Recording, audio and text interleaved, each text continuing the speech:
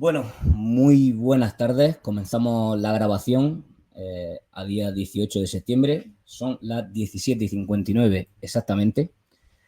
Y hoy tenemos una cita con la historia de esta, mi España querida. Como bien dice el historiador Vesga Marroquín, esta disciplina es la reina de las humanidades. Una novela basada en hechos reales, o quizá no tanto. Algunos dicen, en referencia a los sucesos bélicos, que la historia la escriben los vencedores. Otros, que se falsea constantemente a beneficio propio según toque. Como saben, en este canal se intenta siempre trabajar con la más absoluta rigurosidad, compartiendo ideas y nociones con las que un servidor puede o no estar de acuerdo. En esta ocasión, tengo el placer de tener a alguien realmente versado en el tema que vamos a tratar, que nos hablará de una fase histórica que genera mucha controversia a lo largo del mundo. La leyenda negra, para algunos, es el pilar de todos los devenires oscuros que han venido surgiendo en España. Se llega a decir que a día de hoy seguimos teniendo consecuencias de dicha leyenda. Por otro lado, según los defensores de esta leyenda negra, acusan a sus detractores de caer en una especie de leyenda rosa. Movimientos indigenistas al otro lado del charco, líderes de países exigiendo perdón, manipulación de datos, acusaciones de saqueo. En fin, para arrojar luz a todo este batiburrillo y para no extenderme mucho más, contamos hoy con don Alfredo Vílchez Díaz. Él es licenciado en Filosofía y Letras por la Universidad de Granada en el año 69, diplomado en Archivos en la última promoción de la desaparecida Escuela de Documentalistas de la Biblioteca Nacional en 1980 y doctor en Historia por la Universidad Complutense de Madrid en el año 90. Así que bienvenido, Alfredo, y si me he confundido o equivocado en algún dato, pues me corrige. Da igual. Está bien, pero vamos, da igual, no hay problema. La cuestión, yo siempre he pensado que para un conferenciante sobra el currículum. Lo que importa es el conferenciante. Porque Correcto. se puede ser doctor en algo y ser equivocarse continuamente, o ser un patoso, o ser un, no sé. Entonces, Pienso eso igual. luego lo juzga quien lo oye y ya está. Pienso igual. De hecho, ayer mismo hicimos un directo sobre política internacional en el conflicto de Ucrania y uno de los participantes ni siquiera tiene el graduado y me parece de las personas que más saben de las que he conocido. Así Claro, que suscribo esas palabras. Al final un título no te da conocimiento, ¿no? en absoluto. Y además, aunque te dé conocimiento, normalmente el de licenciado en historia es más amplio que el Mm. de doctor en historia, porque el doctor en historia es sobre un tema concreto en el que se sabe mucho, pero eso no implica que sobre los demás se sepa con la misma intensidad, ¿no?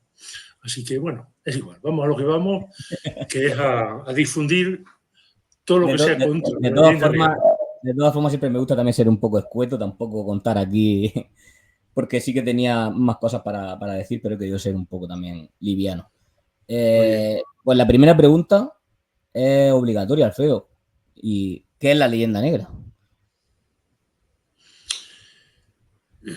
O- No, no, ¿Qué no, es? no, sí, está ¿Qué es? bien, ¿De dónde viene ese está concepto? bien, pero es que no es la primera pregunta, es la pregunta en general, porque ocupa mucho espacio, ¿no? Sí, La leyenda negra, me refería al término. sí, sí, ya. El término del siglo XIX, Julián Juderías, ¿no? Pero la idea de la defensa frente a los ataques de los demás, pues ya está desde el siglo XVI, fundamentalmente el siglo XVI y XVII, y existe la idea, ¿no? Luego ya el término es del fin del XIX con Julián Juderías, como digo, y a partir de ahí lo de la leyenda negra, pues se ha extendido a muchas cosas. Lo que más se ha extendido, por ejemplo, ha sido con el libro de Elvira Roca, que dice Leyenda Negra e imperiofobia, y lo extiende a todos los imperios que ha existido.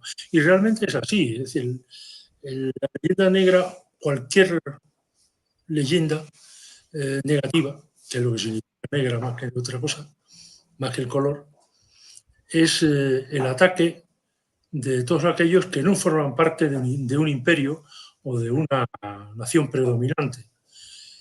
En el caso de España, pues es todavía más importante, porque el Imperio Romano no tuvo enfrente a alguien que creciera con ellos, pero con España sí. Con España, Francia y sobre todo Inglaterra justificaron su crecimiento, su desarrollo como país, precisamente en el enfrentamiento con España. Entonces, pues esa leyenda negra se crea pues, como un arma para hacer posible que lo que consigue un gran país, en el sentido que sea, pues sea menos o al menos que pueda justificar lo que hacemos o lo que hacen otros para atacarle, ¿no? En este caso, ya digo que Inglaterra ha sido fundamentalmente, ha basado su desarrollo en el ataque a España, ya sea a través de Europa o a través de América, ¿no? Y bueno, pues antes le he oído decir algo de la leyenda rosa. El, el contrapuesto de la leyenda rosa, la exaltación permanente de los hechos. Quienes acusan de eso precisamente son los que más exaltan. Es decir, en Inglaterra no se habla de la derrota de Vernon en Cartagena de Indias. Y sin embargo, de las victorias de Drake, que son solamente vencía cuando tenía poblaciones indefensas, pues ahí sí, ahí es el gran héroe, o de los descubrimientos de Cook, que fueron descubrimientos simplemente porque se apropió de los planes españoles en Filipinas, en Manila, pues eso sí, eso lo engrandecen. Pero es lógico que un país haga eso. Lo que no es lógico es lo que pasa en España, que tendemos a desarrollar y a darnos de cabeza contra nuestro fracaso. Y por eso perdura la leyenda negra. La leyenda rosa sería la exaltación contraria, pero la parte de medio, que es lo que yo he intentado hacer tanto en el PDF que le he dicho como en el libro, basarme exclusivamente en los datos. Entonces, si aquí hay 40 personas, no es leyenda negra ni leyenda rosa, es que hay 40 personas. Es un dato y sobre eso nos apoyamos. Y bueno, pues así es como hay que hacer la historia. Porque hay una cosa que la gente que pierde de vista, es que no lo sabe, no se da cuenta. Es que no tiende a conocer la historia, sino a estudiarla. Y a la ¿Cómo? historia no se le puede... Se le ha Que cortado, no se le ha cortado, entiende, se le ha la cortado. gente no entiende a conocer la historia, sino a juzgarla. Y la Correcto. historia no se puede juzgar. Las cosas que han pasado y son así. Entonces, lo que hay que demostrar es que si sumamos A más B da C, sin pensar si A y B son buenas o C es más buena o más mala. Eso sería un juicio actual, ¿no? Pero la historia hay que ver si es verdad lo que se dice o no, nada más. La mentalidad nuestra de hoy no es la mentalidad del siglo XVII. Juzgar Y el pasado con la visión del presente, ¿no? claro, entonces cada uno que vivía en el siglo XV, XVI, XVII, XVIII siempre creía que él era el más moderno. Y realmente lo había, porque después de él todavía no había nadie, ¿no?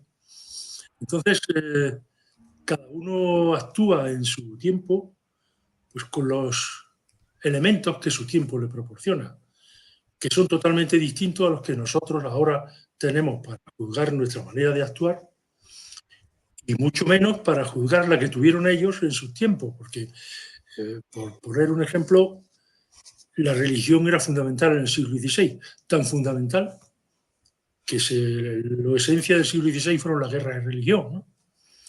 Hoy en día eso no se entiende, pero hay que ver cómo eran las cosas entonces. Y así es como únicamente se puede ver la historia. Así es. La leyenda negra, la leyenda rosa sería ver o traspasar lo que nosotros quisiéramos que hubiera sido bueno al pasado, y la leyenda negra es justo lo contrario, ¿no? Es decir, creernos que solo han pasado cosas malas, y eso pues no es así. Lo iremos viendo a lo largo de esta hora que vamos a estar juntos. Eso es. Quisiera, pues, para comenzar también, que nos contara un poco, ¿no? El suceso del descubrimiento de América. Además, de hecho, me encuentro mucha gente, sobre todo por internet, ¿no? Que incluso la palabra descubrimiento, ¿no? La rechazan, ¿no? Porque según ellos, El encuentro, no se puede descubrir algo que ya existía, ¿no? No según sé para si quién. usted, no sé Yo, si por usted, ejemplo, usted me está descubriendo las posibilidades de Internet. Eso es un descubrimiento para mí. claro, Por tanto, sí se puede descubrir. Se puede descubrir para quien no conoce. es correcto. Por tanto, cualquier cosa que se encuentra nueva es un descubrimiento. Y América, ciertamente, ya sabemos que los vikingos estuvieron en Groenlandia. Y además, de camino, ya que hablamos, nos da esto cuenta de por qué lo del cambio climático es una idiotez, porque a Groenlandia los vikingos lo llamaron Vinland, es decir, tierra del vino. Prado Verde. Claro, quiere decir que aquello era de otra manera. Pero en fin, sigamos. Correcto. No, no, no, me gusta mucho porque además conozco eso y claro, era súper verde, Groenlandia. Claro. Pero en fin, eso no es el tema que nos ocupa. Sí, sí, sí. En que descubrir en el sentido de la humanidad es cuando se va a un sitio y se vuelve y se describe lo que hay allí y todos los que no han ido saben lo que hay allí, cosa que no ocurría con los vikingos. Entonces, eso es lo que ocurre en Colón. Colón no es que tuviese más ideas que nadie. Colón se basó en muchas ideas y teorías que ya había ahí, que había antes que él, e incluso gente que había estado muy cerca de llegar a América, ¿no? Y con todo eso, él sabía que había una proporción de posibilidades de hacer la ruta por el oeste lo que se llama el Maluco, a la isla de las especias, como digo, por el oeste. Lo que no sabía es que se iba a encontrar por medio un continente. Eso es lo que no sabía. Entonces, de hecho, cuando llega a América, pues le llaman a los indios porque creía que había llegado a la India, es decir, era la zona de la India, no por los indios del oeste americano, no se refiere a eso. Entonces, el descubrimiento de América, en cuanto a la leyenda negra que estamos hablando, es un elemento que fuerza a una nación, España, y digo España, y no península ibérica y cosas de esas. Para usted ya existía, ya existía el concepto de nación española en ese momento. Voy a hacer un pequeño truco. Ve mi mano, a ver dónde pongo la mano. Sí, Arriba. ¿Ve mi mano? sí, sí.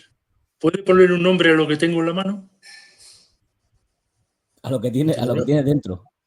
Sí, lo que sujeto con la mano. ¿Puede poner un nombre?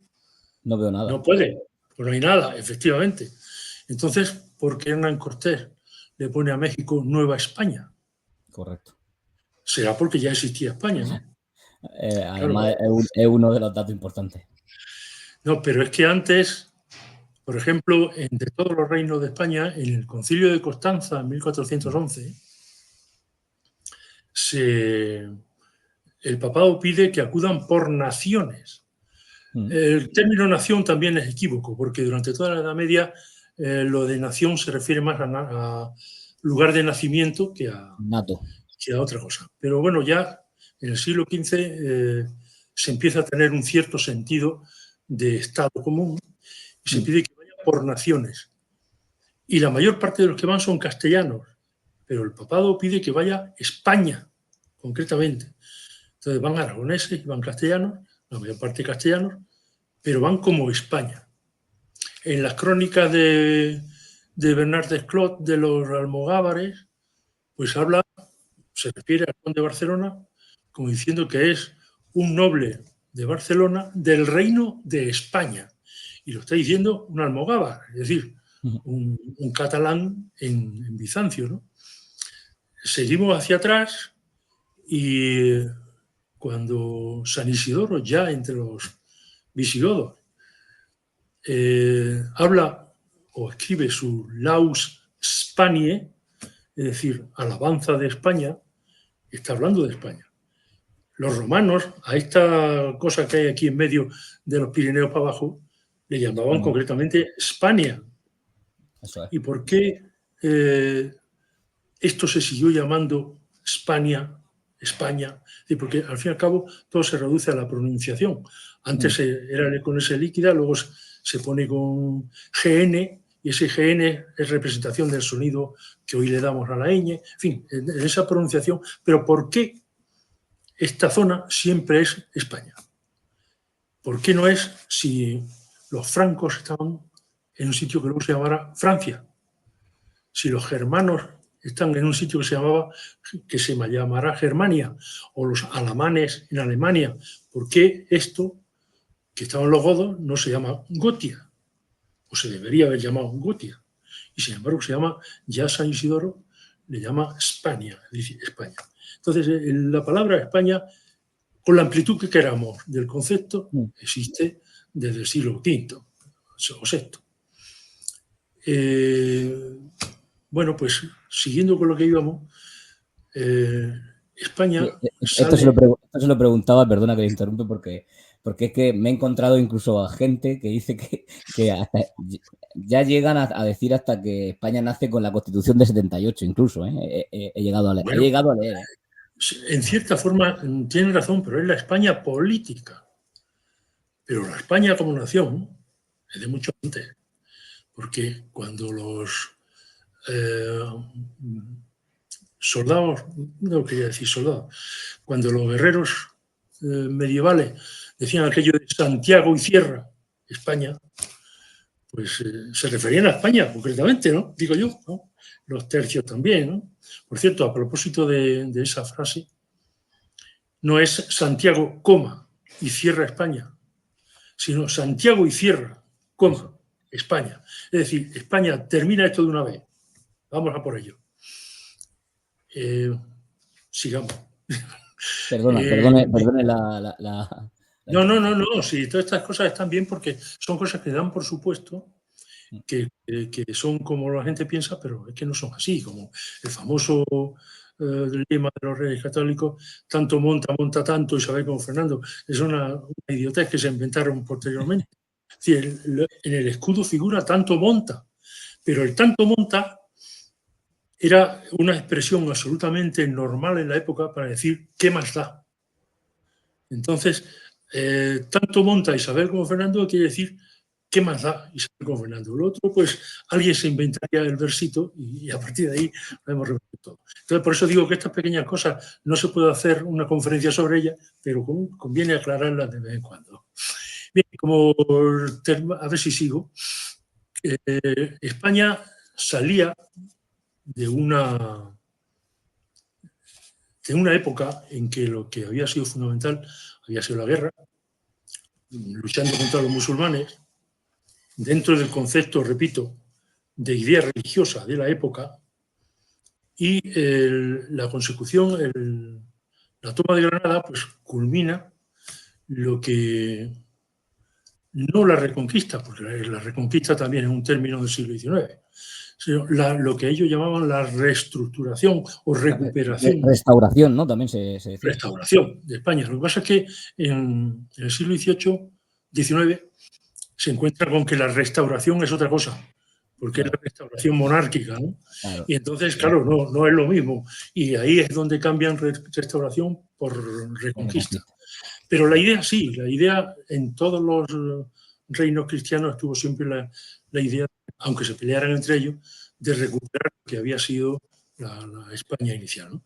Bueno, pues esta España se llega a finales del siglo XV con una fuerza, es decir, habituada a la guerra, habituada a unas costumbres, con una, digamos, potencia de los hombres que les hace no amilanarse entre cualquier cosa. Llevaban 800 años luchando de frontera, luchando contra los musulmanes.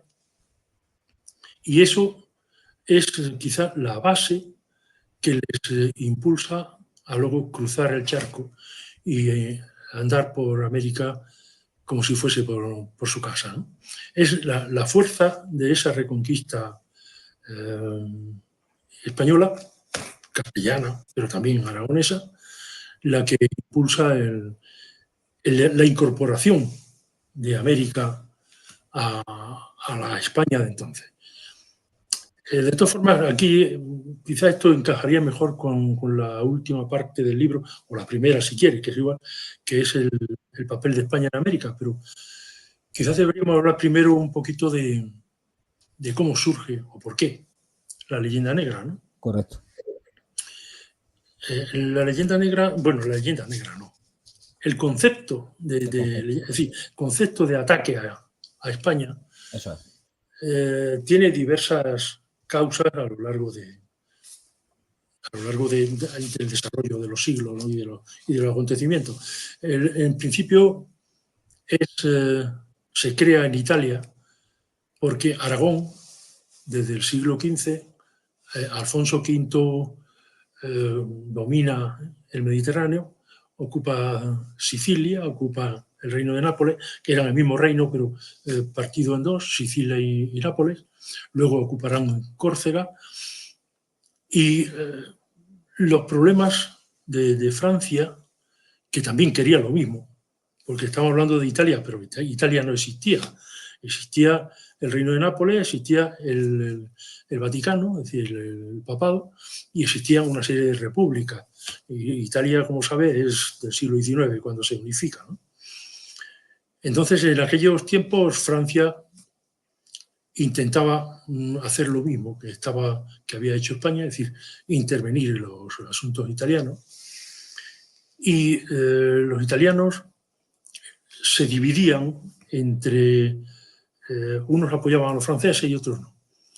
Lo que sí tenían seguro es que ellos eran representantes del periodo clásico, es decir, griegos y romanos.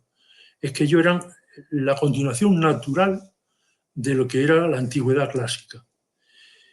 Y bueno, pues entre los romanos y los romanos o italianos del 400, del 500, es decir, siglo XV, XVI, pues había una época extraña por medio que no tenía ningún valor, porque lo auténtico valioso era la continuación de la Roma clásica, ¿no? Y a esa época pues le llaman la época del medio, es decir, la edad del medio, medio aevo, medieval. Y ahí pues no le da importancia. Y claro, el representante de esa, representante en su propia tierra, de esa edad media, sin importancia y sin valor, era España, que estaba ocupando precisamente parte de esa Italia, pero que además se había forjado luchando, mezclándose con moros, con judíos, con unas cosas extrañas que ellos no podían, digamos, darle el mismo valor que a un italiano. Es que me va a salir la palabra renacimiento, pero el renacimiento en el siglo XV y XVI todavía no existe. Lo que existe es la continuidad clásica. El renacimiento, la palabra renacimiento se aplicará en el siglo XVII, ¿no? Entonces, los italianos veían a los españoles que les llamaban, como insulto, claro, godos, que eran de raza impura, de mezcla de judíos y moros, que eran incultos, no como ellos. ¿Puede repetir que se ha cortado justo cuando decía la palabra? Sí, claro. Godos, por origen visigodo, bueno, germánico, de raza impura, por mezcla de judíos y incultos, es decir, porque la Edad Media no podía producir, según ellos, nada efectivo, soberbios, porque estaban en Italia y además siempre vencían los españoles en Italia, por tanto, eran soberbios, altaneros, etc. Ahí empieza, llamemos, el ataque a España. No llamemos todavía leyenda negra. Cuando pasa, el problema estriba en que, claro, en Italia se enfrentan dos naciones, Francia y España. Alfonso V ya estaba allí y el reino de Nápoles era de origen aragonés. Y son el enfrentamiento entre Luis XII, por ejemplo, de Francia, y Fernando el Católico en cuanto rey, pero con el gran capitán, por un lado, y posteriormente entre Francisco I y Carlos V, sobre todo cuando Carlos V lo coge prisionero después de la batalla de Pavía, pues es un conjunto de más de 300 años en que había un enfrentamiento permanente entre Francia y España. Esto lo tendrá muy en cuenta cuando se instaure la nueva dinastía de los Borbones. Se acordará mucho de esos 350 años en que no pudieron ganar a España, ¿no? Pero por ahora la cuestión, digamos, etnológica italiana pasa a ser religiosa cuando entramos en el ámbito protestante. Cuando en Europa se da la reforma protestante, España, es decir, ahí ya no pueden insultarnos o insultar a los españoles de entonces llamándole godos, porque más godos que los alemanes no había ninguno, es decir, totalmente germánico, ¿no? Por tanto, lo de godos ya deja de tener el sentido de insulto. De la bueno, pues sí, un poco, pero tampoco molestaba mucho. Pero fundamentalmente lo que les afecta es lo que pueden llamarle a quienes combaten contra ellos. Es decir, decían que los españoles éramos cobardes, mentirosos, inmorales y sobre todo intolerantes. Es decir, la tolerancia era la de la Iglesia reformada, cosa que no era así, pero no es el tema. La Iglesia católica sí, porque además, claro, España, además de ser representante de esa edad media goda que hablábamos con los italianos, era la representante típica del catolicismo, que es justo, es decir, lo que la religión reformada combatía. Pero claro, aquí también no es solamente una cuestión religiosa, sino que se mezcla también con una cuestión política, porque los príncipes alemanes se enfrentan con el emperador. Tenemos que tener en cuenta que el emperador tiene que pagar mucho dinero para ser emperador, porque si antes de eso era solo el primum inter pares, es decir, un príncipe más Alemania, aunque fuese de los Países Bajos. Entonces, el enfrentamiento ya es una cuestión política y el enfrentamiento aprovecha el enfrentamiento religioso para hacer progresar el enfrentamiento político. Por tanto, las acusaciones y los ataques a España ya son completamente distintos. Todo esto conduce luego porque con Carlos V no hay, digo Carlos V porque estamos hablando de Europa, si hablase de España prefiero siempre decir Carlos I. Cuando ya no está Carlos V, sino que es su hijo, Felipe II, el que hereda los Países Bajos, y digo hereda, no anexiona ni conquista, sino que los tenía derecho, ya la cuestión política es fundamental, aunque se siga apoyando en la religiosa, porque los rebeldes, los separatistas, llamémoslo lo que eran, separatistas de los Países Bajos, se apoyaban para mejor seguir con su tarea en el calvinismo y en el protestantismo, pero ya aquí es una cuestión política que tiene que ver con Felipe II y no tiene nada que ver con Carlos I ni con los príncipes alemanes, porque el Sacro Imperio va por un lado y España va por otro, ¿no? Cuando llega la Ilustración, la dinastía francesa pone o entra en España y las ideas de la Ilustración también. Y las ideas de la Ilustración son básicamente que Francia tiene que demostrar, tiene que hacer ver que todo lo anterior, es decir, todas esas 350 años que hablábamos de derrotas francesas frente a la España por la casa, primero los reyes católicos y luego la casa de Austria, pues era algo que no había que tener en cuenta. Eso no existía. Eso, lo auténtico, todo eso era retrógrado y anticuado, y por tanto solo las luces de la Ilustración, es decir, las ideas francesas, es lo que tenía que prevalecer. Y claro, a partir de ahí, pues ya los insultos no son de godos, ni de moros, ni de cobardes, ni de inmorales, intolerantes, sino que ya son, los españoles de entonces eran ignorantes también, decadentes, antisemitas, sin capacidad de ciencia, ineficaces, atrasados, racistas. Antisemita, ha dicho. Sí, racistas, en resumen, ¿no? Y claro, todo eso es un nuevo aporte a ese ataque a España que luego se llamará Leyenda Negra. Y todo eso se culmina cuando llegamos al romanticismo, porque el romanticismo elimina los elementos, digamos, reales y se basa fundamentalmente en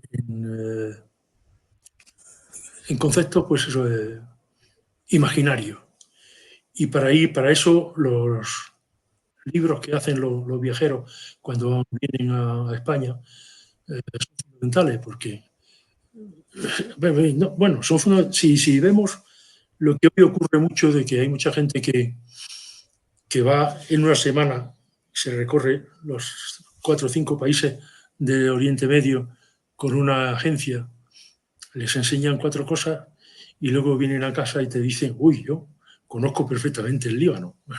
Tú conoces del Líbano lo que te han enseñado, ¿no? Pues exactamente eso es lo que ocurría con las crónicas de los viajeros que andaban por España, ¿no?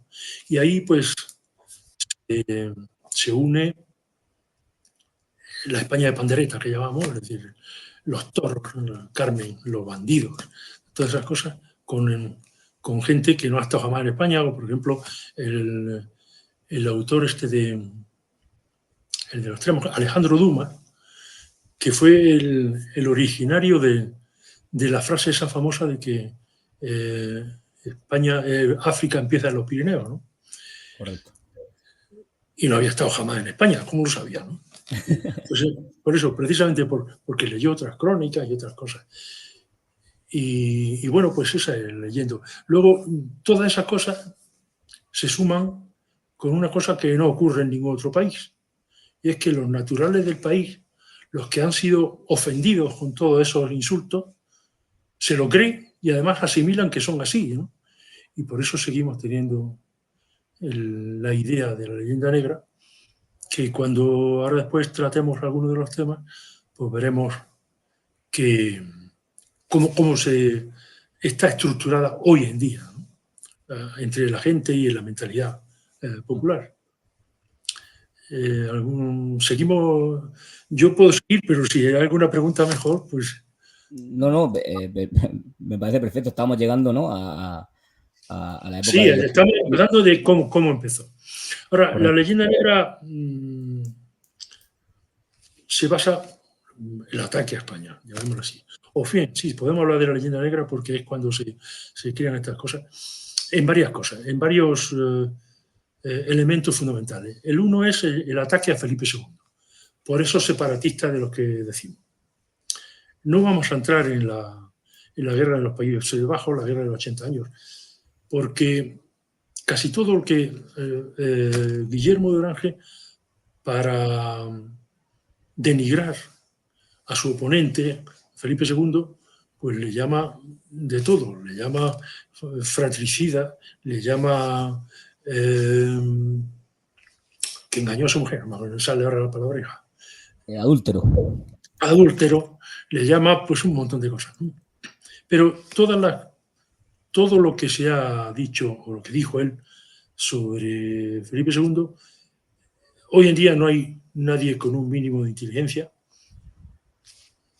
aunque hay otros que no llegan a ese mínimo y sí lo piensan, pero nadie que tenga un mínimo de inteligencia y cultura se lo aplica ya, porque es imposible. Han salido tantas biografías de Felipe II, que en la que la última concreta de Enrique Martínez Ruiz, en la que habla de Felipe II y el hombre, habla de que Felipe II, hasta que empezó la desgracia de las muertes en su familia, así hasta que cuando hace un viaje con su padre por Europa, era simpático y bailarín. Es algo, es decir, un gran bailarín. Es algo que no se... La gente no le cabe en la cabeza que Felipe II fuera algo más que una cosa seria con una papelera en la cabeza, ¿no? Entonces, los conceptos sobre Felipe II ya han quedado desarraigados, salvo el de parricida. ¿Por qué el de parricida? Porque el mito del príncipe Don Carlos se ha explotado al máximo. El príncipe Don Carlos tuvo, de hecho, estaba un poco contrahecho del cuerpo, por eso en los cuadros siempre procuran ponerlo con una pierna adelantada y un hombro también, porque no estaba muy bien hecho el hombre. Y bueno, pues hay un momento en que lo ponen, está estudiando en Alcalá de Henares y se cae por una escalera por una cierta aventura romántica de una noche y tienen que operarlo. Pues también se ha dicho que tuvieron que trepanarlo. Parece ser que no fue así, que no tuvieron siquiera que trepanarlo. Pero a partir de ese momento empezó otro Don Carlos, otro príncipe Don Carlos, con excentricidades, con locuras, con cosas que atacaba, tiró a un paje por la ventana, los rebeldes de Países Bajos quisieron hacer de él el rey de los Países Bajos, no porque sabían perfectamente que no era apto, pero era una forma de contraponerlo a su padre, ¿no? Y eso fue lo que ya hizo que Felipe II lo encerrara. La gente dice que cómo era Felipe II con su hijo y que hablaba muy poco del príncipe Don Carlos. Yo no conozco ningún padre que si el hijo le sale rana se dedique a hablar del padre en los periódicos. Bueno, Entonces, depende, ¿eh? sí, hay, hay excepciones, ciertamente. Entonces digo, lo normal es eso. Entonces, claro, Felipe II no habla de su hijo Carlos porque su hijo Carlos es una desgracia. Y tuvo que encerrarlo porque ya era peligroso, se quiso escapar a caballo a los Países Bajos, quiso matar al duque de Alba, en fin, se envolvía en sábanas frías y dormía en el suelo y luego, a cambio de eso, unas veces se quedaba muchos días sin comer y otras se atracaba continuamente, en fin, cosas absolutamente de esquizofrenia que le hicieron que al final pues terminara muriendo. Claro, los enemigos de Felipe II, pues uno se van por el lado fantástico y unos dicen que lo ahogó Felipe II con un pañuelo de seda, otros que se suicidó mirando un retrato de la esposa de Felipe II, que era de su misma edad, no su madre, lógicamente. Otro que Felipe II le echó vinagre en los ojos y le maltrató, un poco más o menos que dicen que le estuvo dando con un martillo, cosas así, ¿no? En fin, se inventan las cosas más ridículas y uno de esos cronistas raros llega a afirmar en su obra que bueno, que sí, que sabe que lo que está poniendo no es verdad, pero es que a él le gusta mucho más lo que él pone que lo que era la realidad. Exactamente. No podemos imaginar la calidad. Pero empieza a tomarse en serio cuando César Vichart, el abad de Saint-Real, de los Países Bajos, hace una novela histórica que le llama Don Carlos. Y ahí, pues, como novela histórica, pues contrapone, voy a utilizar la palabra romántico para que me entiendan, pero todavía no existía, ¿no? Es una novela histórica romántica en el que el príncipe muere de amor y cosas por el estilo. Y esa novela tiene mucho éxito. Como tiene mucho éxito y además estaba enfrentándose o siendo un elemento útil para atacar a Felipe II, Friedrich Schiller en Alemania, o Schiller, como se pronuncia, supongo que se pronuncia así, Schiller, abre su drama teatral Don Carlo. Y ahí ya Schiller sustituye la cuestión romántica por la cuestión política y ya considera a Felipe II como un elemento a atacar directamente. Se tiende mucho este drama de Schiller y el siguiente paso en esa perpetuación del ataque a España y de la leyenda negra es la ópera de Verdi, Don Carlos, y la fama de estos dos elementos, teatral uno y operístico el otro, pues hace que hoy en día se sigan representando y por tanto todavía perdure esa acusación de fratricidio, de parricidio de Felipe II sobre su hijo. Ese sería uno de los elementos. El siguiente elemento que confirma que conforma la leyenda negra sería las acusaciones de crueldad, intolerancia y todo eso representado no solo en el carácter español, sino también en la Inquisición.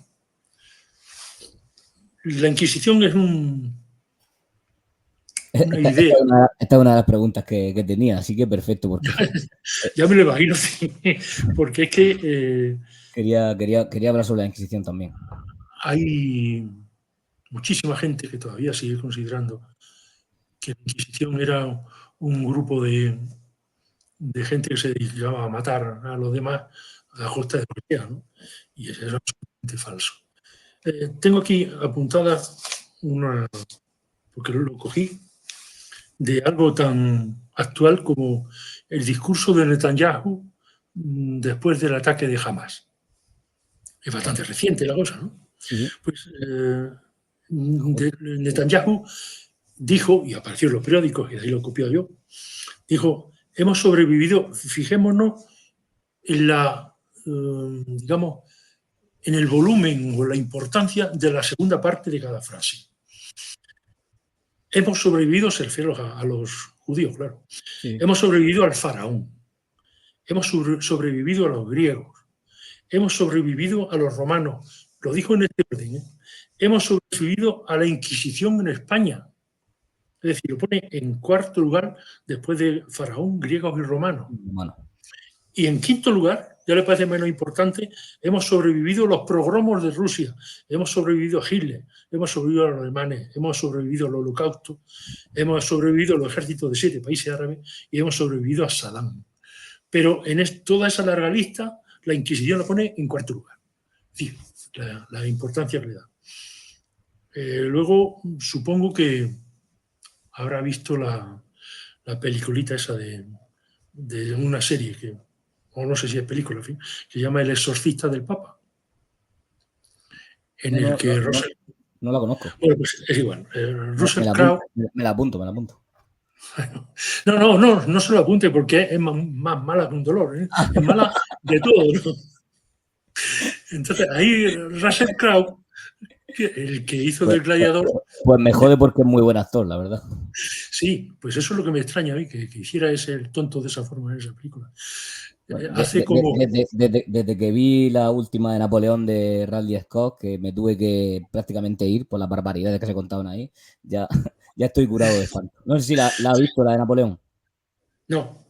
Pues le recomiendo que tampoco la vea. Pero es que aquí aparece como un monje que va a combatir a la Inquisición. Y que venga a la Inquisición. Y claro, ¿dónde viene? A España. Pero viene en Vespa. Es decir, no sé cómo aparece en Segovia en una Vespa, sí. Ya de por sí yo he tenido moto mucho tiempo y moto grande. Y de aquí a Italia me costaría trabajillo, ¿no? Entonces, señor Crowe, con el volumen que ya tiene, venir una Vespa desde Roma a Segovia, le costaría un trabajo. Pero no solo eso, sino que llega a Segovia... Sí que eran duras las Vespas de aquella época.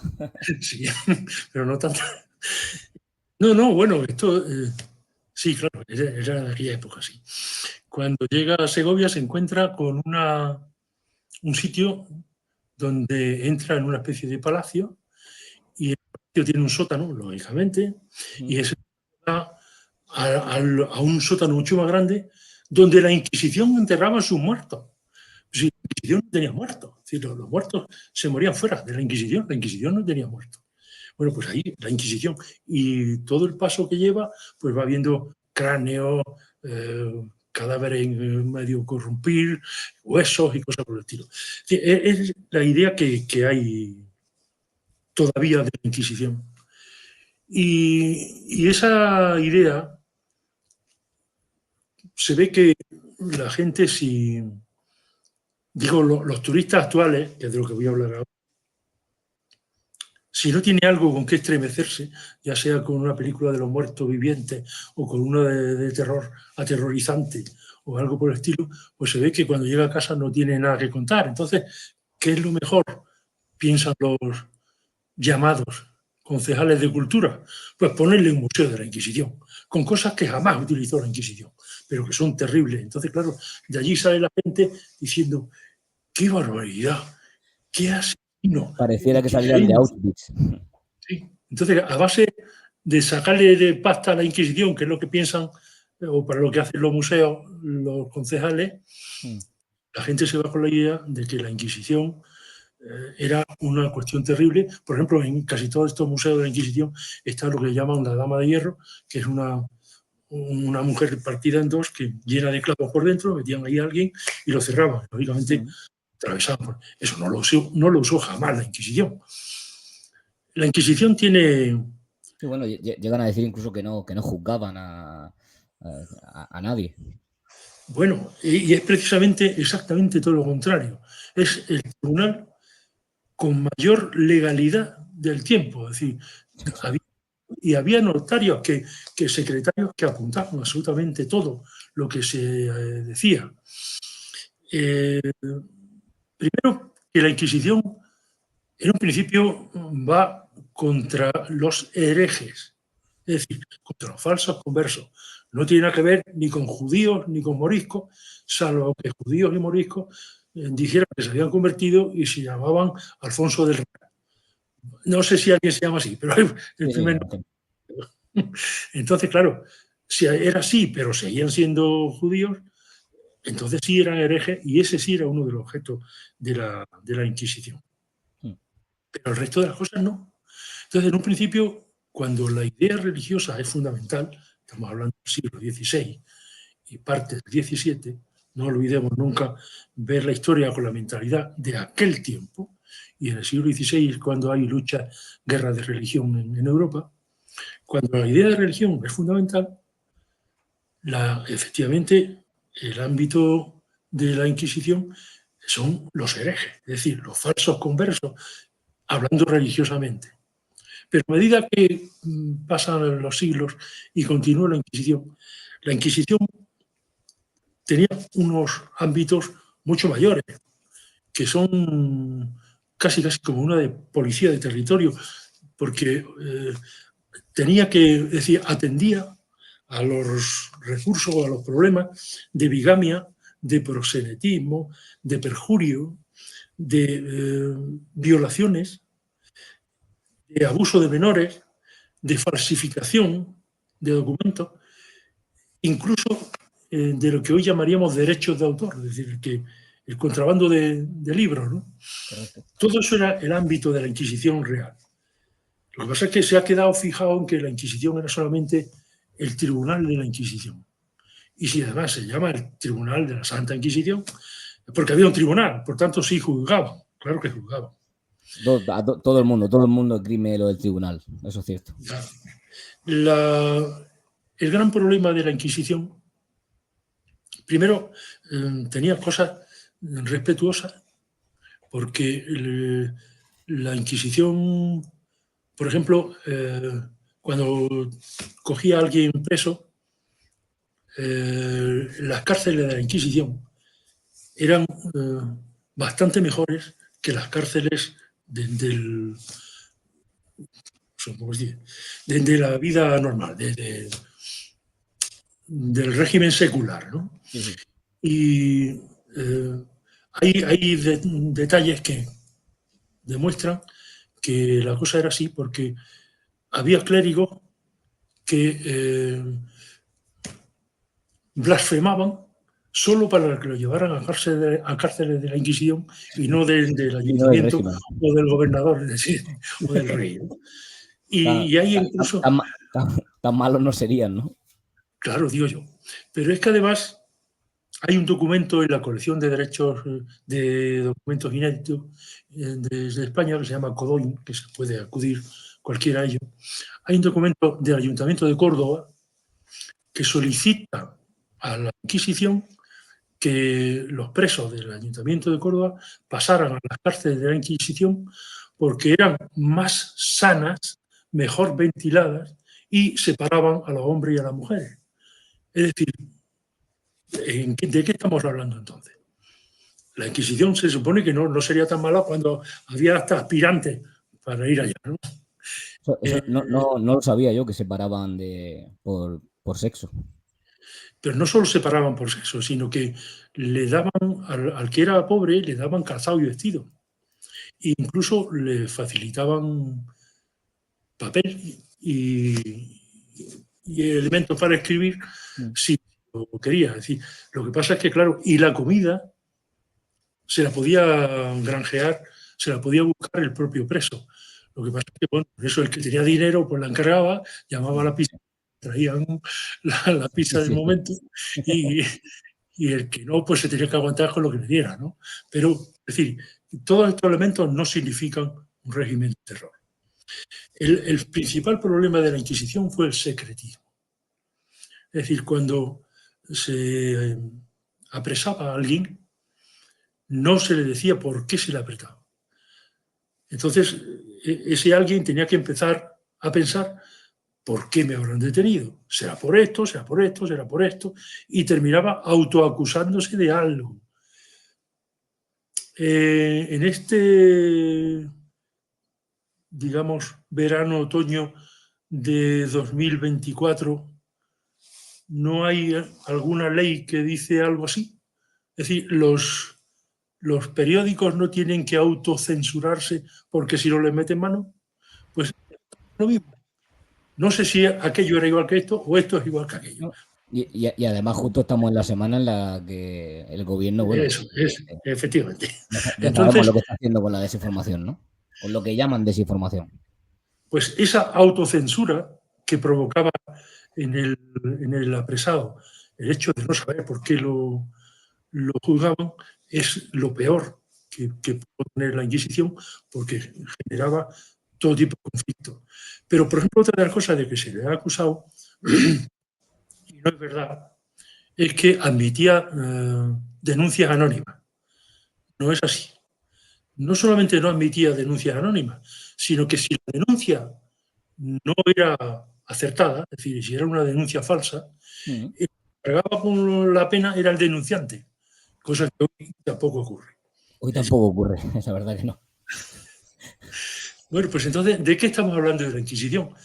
Pues de lo que se ha querido hablar de ella, que sí, que efectivamente que se metía mucho en las cuestiones de opinión, que se metía con los autores. Precisamente mi primer libro en la Complutense fue, me parece que autores,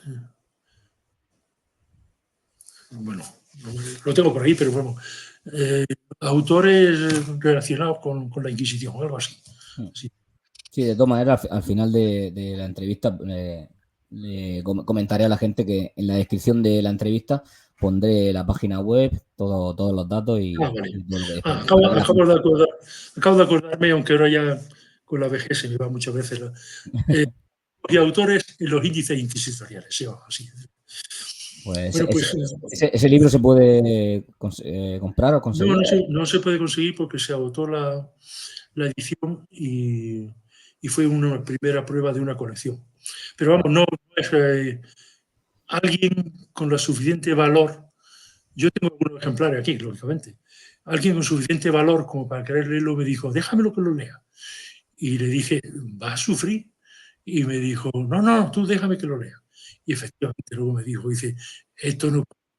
Pero no, no por lo que, no porque se digan cosas terribles, sino porque es un elemento, un libro de investigación, y la investigación pues se ponen muchos datos, muchas notas, muchos elementos, se analiza cualquier pequeña parte, no es una descripción, sino un estudio de muchas partes, ¿no? Entonces es un coñazo.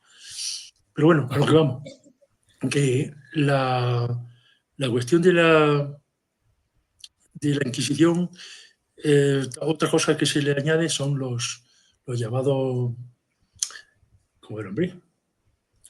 Los procesos no me acuerdo. Bueno, cuando se ponían se le ponía San Benito a los presos y se hacía un juicio público. Sigo sin acordarme. Bueno, ya me acordaré. No importa, no importa. En estos casos también se ha dicho que era una humillación. Ahí lo que se pretendía era el relajamiento, es decir, la reconciliación del inquisidor, del hereje con la Iglesia. Si no Una ocurría, reconciliación, ¿no? sí. Si no ocurría, pues entonces sí, había efectivamente castigo, pero no siempre eran penas de muerte, porque fundamentalmente la principal pena era el destierro. El destierro, aproximadamente unos 6 años, y en un lugar cercano, pero lejos del sitio donde se le había juzgado, ¿no? Y bueno, pues también muchas veces incluso salían con la simple pena de llevar el San Benito, el gorro ese puesto, y colgado que la gente viera, eso es, que la gente viera que era alguien a quien había sido juzgado. Era realmente una humillación.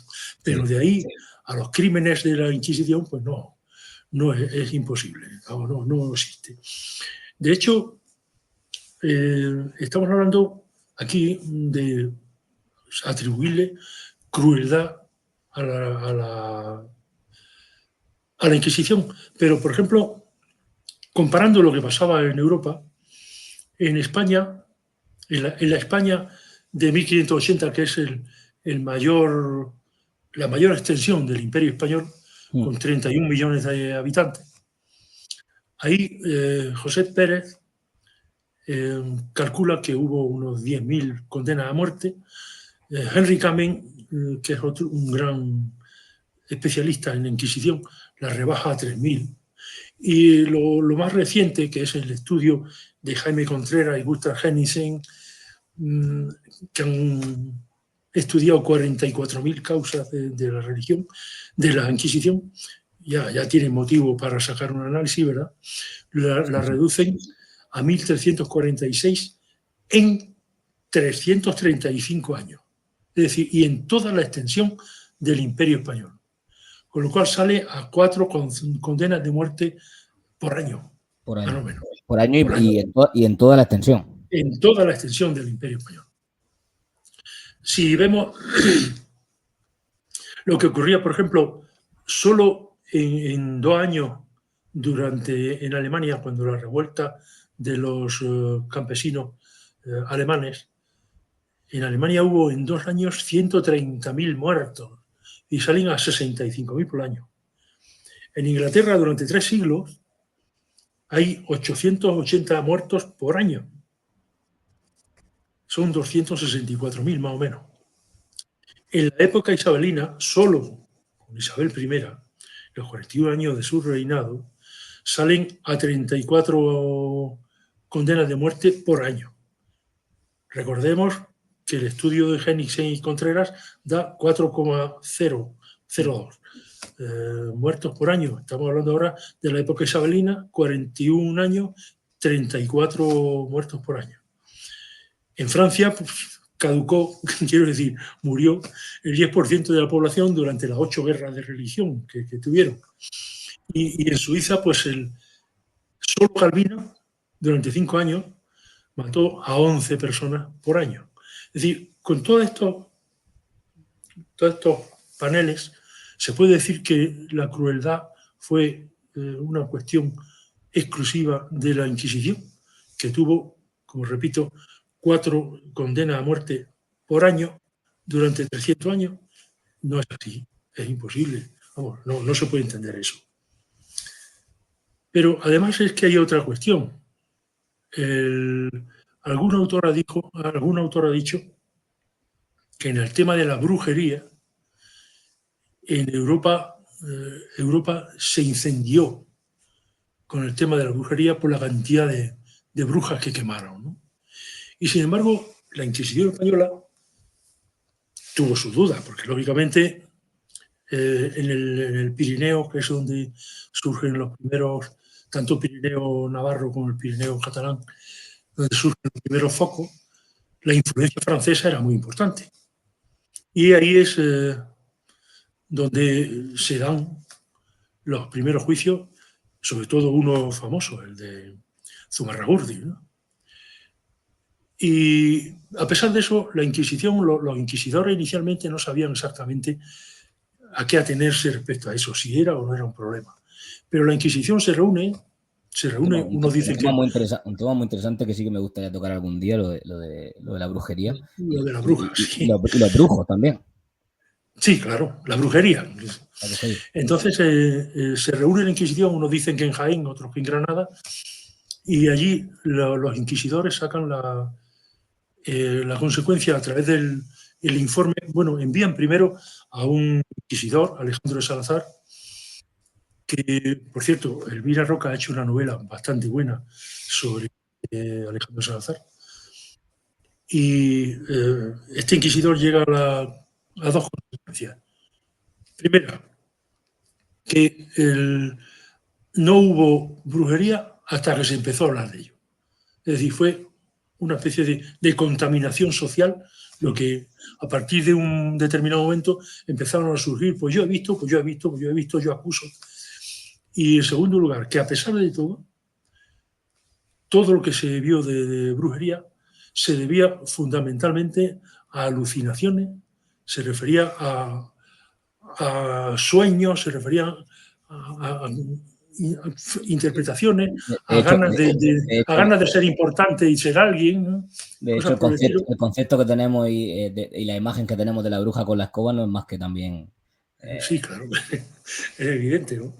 Pero quiero decir que la Inquisición, sobre un tema en el que en Europa se estaban quemando brujas a racimo, aquí se consideraba que era una tontería, que no tenía importancia, ¿no?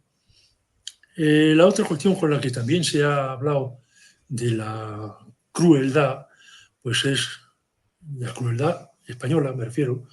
Se ha hablado los llamados negros legendarios, es decir, los que nos acusan de ser malvados y tal. Era la cuestión de la expulsión de los judíos. Pero, por ejemplo, Lutero felicitó a España por haber expulsado a los judíos, porque tampoco los reformados pensaban que los judíos fueran buena gente. Claro. Aquello, lo de la expulsión de los judíos, fue una consecuencia natural de dos cosas. Primero, la reconquista, y segundo, la unidad religiosa, que, repito, era esencial en el siglo XVI. Pero, de todas formas, vamos a ver un poquito antes, a ver qué pasaba en España y qué pasaba en Europa. Con eso antes de nada, decirle que llevamos ya una hora. ¿Cómo? Llevamos ¿Una hora? Sí. Madre mía, si es lo que digo, que me tienen que hacer preguntas. No, me parece perfecto porque lo está explicando muy bien y sí, quiero Dime. Bueno, ahora pasaremos más rápidamente, no se preocupe. No se preocupe, podemos en 2 o 3 semanas o en un mes incluso hacer otra parte, no pasa nada. Ah, vale, bien. Pero entonces, si quiere terminar un poco con... Sí, con los judíos. Pues, por ejemplo, España, si hacemos una segunda parte, pues ya hablamos del descubrimiento y demás. Bueno, sí, sobre todo de la cuestión, de las otras dos cuestiones, que es de lo inútiles que éramos y de lo genocidas que éramos. Eso. Y de los supuestos saqueos. Efectivamente. Entonces, los judíos en España tuvieron puestos de poder, tuvieron influencia política, poseían tierras y no tuvieron marca en la ropa. Bueno, en unas cortes se intentó que llevaran un círculo amarillo en el siglo XV, pero no lo llevaron porque los judíos no quisieron. Es decir, no sería tan terrible la cuestión, ¿no?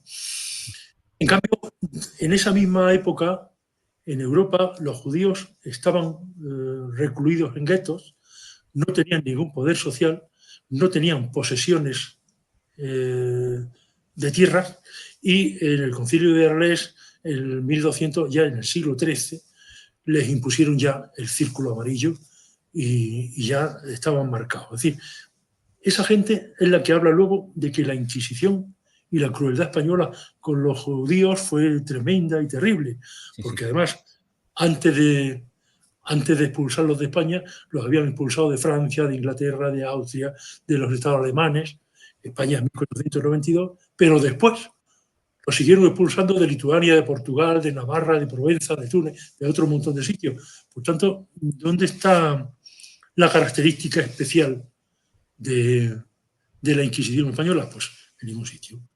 Es decir, la Inquisición es un tema que se ha sobrevalorado, o digamos, se le ha echado tinta negra todo lo que se... De hecho, hay una película, es decir, se considera ya que no hay otra Inquisición en el mundo más que la española. Hay una película en la que un arqueólogo descubre un yacimiento de arqueología, lógicamente, y un ayudante suyo empieza a hacerle preguntas, bueno, ¿y esto cómo lo vamos a hacer? ¿Y aquí qué vamos a hacer? Y ahí, en fin, a hacerle un montón de preguntas, y el arqueólogo le responde, ¿a qué vienen tantas preguntas? ¿Es que eres de la Inquisición española? Es decir, la idea de que solamente la Inquisición española es la que hace preguntas, en la que se mete donde no debe y cosas por el estilo, sigue vigente. De hecho, se sigue utilizando el término inquisidor, ¿no? Es que usted es un inquisidor. No. Bueno, en cierta forma se emplea precisamente pensando en la Inquisición española, pero realmente está bien dicho, porque inquisidor viene de inquisitio, que significa, en latín, significa preguntar. Es decir, sí, claro, pero no, el inquisidor es el que pregunta, pero no le dan ese sentido, evidentemente. En el sentido de imposición, ¿no? Si quiere terminamos, y si no seguimos, y usted lo cambia cuando quiera. ¿Vale? Pues si quiere terminamos, y si, bueno, no sé si le supondrá un problema venir en 10 días o así y hacemos la segunda parte. O 10 días, o 15 días, o 20 días. No lo sé, porque, a ver, 27, 28, hasta el día... En octubre, si tiene alguna fecha libre. En octubre, del 4 al 6, estoy en Gibraltar, en Algeciras. Sí, podría ser sobre el 7, el 8. Y así dejamos esta parte como el origen del término leyenda negra e Inquisición. No, y don Felipe II, no se lo olvide. Felipe II, sí. Y luego ya vamos a hablar de... Eso, y luego hablaremos de lo inútiles que éramos, de la poca ciencia que teníamos y de lo más bien que nos lo pasábamos matando indios. Por aquello de... Y además me gustaría hablar sobre conquistadores, sobre Pizarro, sobre Hernán Cortés. Me gustaría hablar de... Bueno, yo creo que eso es salirnos de la leyenda negra. Eso no tiene que ver con la leyenda negra. Bueno, digo en el segundo. En otra ocasión. Sí, en otra ocasión. Adelante, sí. Primero terminar con la leyenda negra y luego ya lo vemos. Y también tenemos que hablar... Ya le estoy proponiendo trabajo para... No, también tenemos que hablar de esa medioevo, es decir, de esa Edad Media, que fue fundamental, porque el Renacimiento no existiría si no hubiera existido la Edad Media. En el siglo XV las ciudades ya no eran las del siglo XI. Hubo un desarrollo fundamental. En fin, podemos hablar de muchas cosas, pero de historia de España, de otra cosa. Pues nada, lo que me ha gustado es porque tenía muchas preguntas, sobre todo de la Inquisición, y ha ido respondiéndolas sin hacer la pregunta, por eso no le he cortado, porque estaba respondiendo a la misma vez que tenía aquí apuntado. Aquí lo malo es que mi hijo me va a echar la bronca, como siempre. No, que va. Porque me va a decir que si me dejan hablar, que soy un coñazo. No. Para mí, vamos. Para mí ha sido un honor. Sí, pero me he tirado 1 hora, ya podía haber parado antes, ¿no? Es que a todo el mundo le pasa, se pasa el tiempo enseguida. A Bueno, todo el mundo que le digo que llevamos 1 hora dice, pero ya. bueno, Pero bueno, bueno, pues entonces si soy más o menos normal me consuelo. eso es buena señal. Espero que haya estado cómodo. Sí, muy bien. Y nada, recordarle a los que nos escuchen y nos vean que en la descripción de este primer vídeo, además pondré como primera parte, dejaré el último libro de Alfredo, Anatomía de la Leyenda Negra, publicado en marzo, me ha dicho este año. Dejaré Sí. la página web donde, bueno, hay una En serie esa, de donde pone entrevistas, descarga, descargas digitales, se pueden bajar todo lo que hay. pueden bajar todo Lo lo que... último que hay, no sé si lo ha visto, es un cuadro de toda la Edad Media, se llama Monarquías Medievales Españolas, donde están relacionados todos los reinos de la Edad Media, que le puede ser útil a bastante gente. Navarra fue y es España. Interesante, eso me lo voy a leer ahora en cuanto termine. Muy bien, de Perfecto, acuerdo. pues nada, decirle que dejaré toda la descripción para cualquier persona que quiera echarle un ojo, yo creo que merece la pena. Y nada, Perfecto. agradecerle que haya estado en el canal y hablamos para octubre si quiere. Sí, de acuerdo.